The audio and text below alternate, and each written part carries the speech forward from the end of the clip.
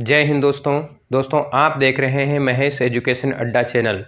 प्यारे बच्चों, आज हम NCERT math class 10th UP board 2026 के लिए जो मोस्ट इम्पॉर्टेंट प्रश्न हैं उनको हल करवाने जा रहे हैं। उसमें से कुछ बच्चों प्रश्न हम आपके लिए लाए हैं। जैसा कि पहला प्रश्न बच्चों दिया हुआ है बोर्ड पे, कहता है कि HCF बराबर HCF और ब्रैकेट में दिया है 306 और दूसरी संख्या दी है बच्चों 657। इसके बराबर में प्यारे बच्चों 9 दिया है। यहाँ LCM की बात करें, ज्ञात करना है, और यहाँ दिया है 306 और 657। प्यारे बच्चों देखिए सवाल क्या कहता है। इसके आधार पर सबसे पहले देखते हैं, यहाँ लिखा है HCF, यानी आपका HCF का अर्थ होता है मासा। मासा का मान बच्चों बात करें तो इसके सामने कितना दिया है 9, यानी HCF का मान कितना है 9। यानी प्यारे बच्चों अगर हम बात करें HCF तो यहाँ HCF लिखते हैं और इसका मान कितना बच्चों तो 9 लिखा है। फिर बात करेंगे, यहाँ पर दो संख्याएं हैं, ये पहली संख्या है और ये कौन सी तो ये दूसरी संख्या है। प्यारे बच्चों पहली संख्या की बात करें तो पहली संख्या हमारे पास दी है 306। ठीक इसी प्रकार दूसरी संख्या की बात करें प्यारे बच्चों तो दूसरी संख्या बराबर दिया है आपके पास 657। अब प्यारे बच्चों बात करें, यहाँ पे हमको LCM निकालना है। तो LCM ज्ञात करने के लिए हम लोगों को पहले भी फार्मूला पढ़ाया गया है कि लासा गुणे मासा बराबर होता है पहली संख्या गुणे दूसरी संख्या। प्यारे बच्चों बात करें तो यहाँ लासा यानी कि LCM और मासा यानी HCF। प्यारे बच्चों इसके बराबर यहाँ पे बात करें तो होता है पहली संख्या गुणे दूसरी संख्या। अब बच्चों LCM की बात करें तो LCM की जगह LCM लिखना है क्योंकि हमें ज्ञात करना है। गुणे में HCF की बात करें तो HCF का मान 9 दिया है। बराबर में पहली संख्या, तो पहली संख्या बच्चों कितनी दी है 306 दी है। गुणे में दूसरी संख्या, तो दूसरी संख्या का मान दिया है प्यारे बच्चों 657। अब बात करेंगे बच्चों, जो गुणे में वैल्यू होती है वो बटे में जाती है, यानी कि हमें निकालना है LCM, तो LCM को हम इसी प्रकार रोक लेते हैं यहीं पे। जो गुणे में वैल्यू है वो कहाँ जाएगी तो बटे में, यानी हम लिख सकते हैं 306 गुणे में 657 और बटे में प्यारे बच्चों आएगा 9। अब इसको हल करते हैं, तो हल करने के क्रम में बच्चों सबसे पहले हम 3 से अगर काटे तो 3 तियाँ 9, इसको काट सकते हैं 3 एकन 3, 0, 3 दूनी 6। इसकी बात करें तो 3 एकन 3, 3 तियाँ 9, एक बचा 3 चक्कू 12। यानी प्यारे बच्चों LCM बराबर आपके पास हो जाएगा 34 और गुणे में कितना प्यारे बच्चों 657। इसकी गुणा की बात करें प्यारे बच्चों तो जब इसकी गुणा हम आपस में करते हैं 34 की गुणा 657 से करेंगे तो प्यारे बच्चों ये इस प्रकार कुछ LCM बराबर हमें जो प्राप्त होगा वो प्राप्त होगा 22,338, जो हमें फाइनल आंसर के रूप में प्राप्त होगा प्यारे बच्चों। अब मिलते हैं प्यारे बच्चों अगले प्रश्न में। ठीक है दोस्तों, अब दूसरे प्रश्न की बात करते हैं। तो देखिए प्रश्न कुछ इस प्रकार है। प्रश्न कहता है प्यारे बच्चों, एक द्विघात समीकरण दी है जो इस प्रकार है जैसा कि बोर्ड पे दिखाया गया है। 3 माइनस का 5x² प्लस का 7x बराबर 0 के मूलों का योगफल ज्ञात करना है। के मूलों का योगफल दोस्तों हमको ज्ञात करना है। तो सबसे पहले प्यारे बच्चों देखते हैं क्या ये सही क्रम में लिखा है। तो ये सही क्रम नहीं, तो सबसे पहले इसको सही क्रम में लिखने का हम लोग प्रयास करेंगे प्यारे बच्चों। तो सही क्रम में लिखने के लिए सबसे पहले हम सभी को पता है कि सबसे पहले बड़ी घात लेते हैं, फिर छोटी घात, फिर आगे की बात अचर पद। तो सबसे बड़ी घात की बात करेंगे तो यहाँ पर देखेंगे 5x² लिखा है, यानी माइनस का 5x²। फिर बच्चों बात करेंगे तो प्लस का 7x, फिर प्लस का 3 बराबर 0। अब प्यारे बच्चों जैसा कि कहा है आपको मूलों का योगफल ज्ञात करना है, तो योगफल ज्ञात करने के लिए सबसे पहले इसकी तुलना करते हैं प्यारे बच्चों।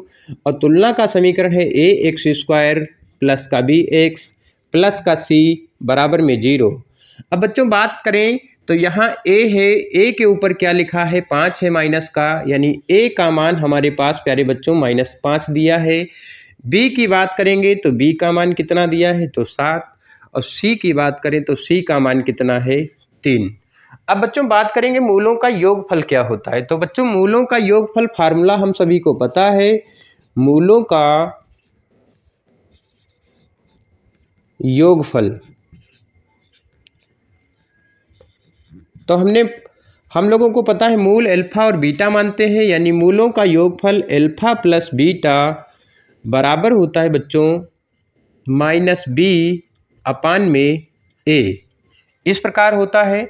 अब बच्चों बात करें तो यहाँ पे अल्फा प्लस बीटा बराबर हो जाएगा माइनस, इसी प्रकार b की बात करें तो b का मान क्या है तो 7 है, अपान में बच्चों a की बात करें तो a का मान है -5, माइनस से माइनस बच्चों कट गया, यानी यहाँ पर बात करें तो अल्फा प्लस बीटा जो आएगा तो अल्फा प्लस बीटा बराबर प्यारे बच्चों हम लिख सकते हैं 7/5। यही प्यारे बच्चों हमारा फाइनल आंसर है।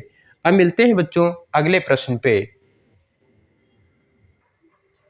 ठीक है दोस्तों, अब तीसरे प्रश्न की बात करते हैं, चौथे प्रश्न की बात करते हैं। तो चौथे प्रश्न में क्या है प्यारे बच्चों, सवाल कहता है एक द्विघात समीकरण दी है जो कि बोर्ड पे आपको दिख रही होगी। अब प्यारे बच्चों इसमें कहता है विवेक्तर क्या होगा। प्यारे बच्चों सबसे पहले समीकरण जो दी है उसको लिखते हैं हम लोग, फिर समझने का प्रयास करते हैं। सबसे पहले समीकरण बच्चों कुछ इस प्रकार है, 3x² माइनस का 4 रूट में 3x प्लस में 4 बराबर में 0। अब कहता है विवेक्तर क्या होगा। हमें प्यारे बच्चों विवेक्तर निकालना है, तो क्या कैसे निकालेंगे वो देखने का प्रयास करें। सबसे पहले तो विवेक्तर निकालने के लिए कुछ बेसिक फार्मूला हमें लोगों को पता होना चाहिए सबसे पहले। तो सबसे पहले प्यारे बच्चों उसको ज्ञात करने से पहले क्या करते हैं, सबसे पहले इसकी तुलना करते हैं। तुलना का समीकरण होता है प्यारे बच्चों ax² प्लस का bx प्लस का c बराबर 0। अब बच्चों बात करें यहाँ पे a का मान, तो a का मान हमारे पास क्या दिया है 3 दिया है। फिर बात करें b, तो b का मान हमारे पास दिया है 4 रूट में कितना 3। फिर c की बात करें प्यारे बच्चों, तो c का मान हमारे पास कितना दिया है तो 4 दिया है। अब प्यारे बच्चों विवेक्तर की बात करेंगे, तो विवेक्तर बताया गया फार्मूला हम लोगों को पता होना चाहिए। विवेक्तर बराबर d बराबर होता है प्यारे बच्चों b² माइनस 4ac। अब बच्चों बात करें d बराबर, तो d बराबर b का मान, तो b का मान बच्चों दिया है -4 रूट 3 पूरे का होल स्क्वायर, काहे का निशान बच्चों तो माइनस का 4 गुणे a का मान प्यारे बच्चों 3, c का मान बच्चों 4। d बराबर प्यारे बच्चों यहाँ पे बात होती है -4 रूट 3। 4 रूट 3 बच्चों कितनी बार है, स्क्वायर है तो 2 बार है, 4 रूट 3। अब इसको क्या लिखेंगे, तो प्यारे बच्चों माइनस और माइनस जब होगा तो क्या बन जाएगा प्लस बनेगा। गुणा करेंगे 4 चक्कू 16। और बच्चों रूट में 2 बार, एक कोई वैल्यू रूट में 2 बार हो तो इसको 1 बार लिखा जाता है, उस पर रूट हट जाता है। यानी रूट में 3 था तो 3 हुआ। अब इसको लिख सकते हैं 16 3 48, यानी बच्चों इसका मान आया 48। फिर माइनस इसकी गुणा किया तो 4 3 12 चौके 48, यानी ये प्लस माइनस कट गया प्यारे बच्चों, तो ये हुआ 0। यानी d का मान प्यारे बच्चों क्या आया 0। इतनी बात समझ में आ गई होगी प्यारे बच्चों। अब अगले प्रश्न पे मिलते हैं हम लोग। अब बच्चों तीसरा प्रश्न देखते हैं, प्रश्न क्या है। प्रश्न कहता है बच्चों एक त्रिभुज है ABC, फिर उसमें कहता है DE समांतर है BC के, इस प्रकार है कि AD का मान 1.5 सेमी है, BD का मान 3 सेमी है और AE का मान 2 सेमी है, तो AC का मान ज्ञात करना है। तो प्यारे बच्चों, सबसे पहले जैसा कि सवाल दिया हुआ है, तो इसमें सवाल में कहता है एक त्रिभुज है बच्चों, इस त्रिभुज का नाम है ABC। अब यहाँ पे एक रेखा खींची गई है जिसका नाम है D और यहाँ इसका मिलाया तो DE है। सबसे पहले बच्चों कहता है AD का मान हमको दिया है 1.5 सेमी, फिर DB का मान दिया है 3 सेमी और AE का मान दिया है 2 सेमी। आपसे कहता है बच्चों AC क्या होगी, यानी इसकी पूरी भुजा ज्ञात करनी है। तो सबसे पहले जो जो दिया है उसे लिखने का प्रयास करते हैं। सबसे पहली कंडीशन कहती है प्यारे बच्चों, सबसे पहली कंडीशन है DE, सबसे पहली कंडीशन है DE समांतर है BC के, यानी ये वाली भुजा इस भुजा के समांतर है। अब यहाँ कहता है AD का मान आपको दिया है, तो AD का मान बच्चों दिया है कितना, 1.5 सेमी। फिर DB का मान आपके बात करें तो DB का मान प्यारे बच्चों दिया कितना है, 3 सेमी। AE की बात करें प्यारे बच्चों तो AE का मान हमें दिया है 2। सबसे पहले हम EC ज्ञात करने का प्रयास करेंगे। जब EC हमको प्राप्त हो जाएगी तो हम निकालेंगे बच्चों AC क्या होगा। अब बच्चों यहाँ से एक प्रमेय का हम लोग एक प्रमेय पढ़ चुके हैं जिसे कहते हैं आधारभूत प्रमेय। तो यहाँ लिखेंगे आधारभूत प्रमेय से, आधारभूत प्रमेय से। तो प्यारे बच्चों देखते हैं आधारभूत प्रमेय होता क्या है। आधारभूत प्रमेय बच्चों होता है जैसे एक त्रिभुज है तो A से पहले चलेंगे D पे, यानी कि AD अपान में, फिर A से जब D पे गए तो D से चलेंगे B पे, यानी DB बराबर A से चलेंगे E पे और E से आएंगे बच्चों C पे, यानी EC। अब जो जो इसमें वैल्यू दी है बच्चों उसे लिखेंगे। AD की बात करें तो AD का मान है 1.5 बटे DB की बात करें तो DB का मान है 3 बराबर AE की बात करें तो AE का मान 2 है और EC की बात करें तो EC की जगह हम लोग EC लिखेंगे। बच्चों पॉइंट हटाया तो एक 0 बढ़ गया। अब यहाँ पे देखते हैं बच्चों 15 एकन 15, 15 दूनी 30, यानी बच्चों बात करें तो ऊपर 1 है, नीचे आपके पास 2 है, बराबर में 2 बटे में EC। यहाँ बात करें तो क्रॉसिंग गुणा करेंगे बच्चों, तो EC की गुणा एक बार किया तो EC एकन EC हो गया और 2 दूनी 4, यानी प्यारे बच्चों EC का मान जो हमें प्राप्त हुआ वो 4 प्राप्त हुआ। अब आपसे कहता है AC निकालो, तो AC तो टोटल है और AC बराबर हम लिख सकते हैं बच्चों AE और प्लस में EC।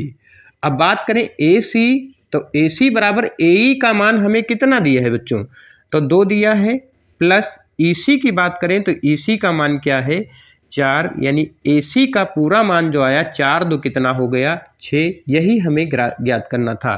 तो आपका ऑप्शन सी सही ऑप्शन आ गया होगा दोस्तों 6। अब अगले सवाल में हम लोग मिलेंगे।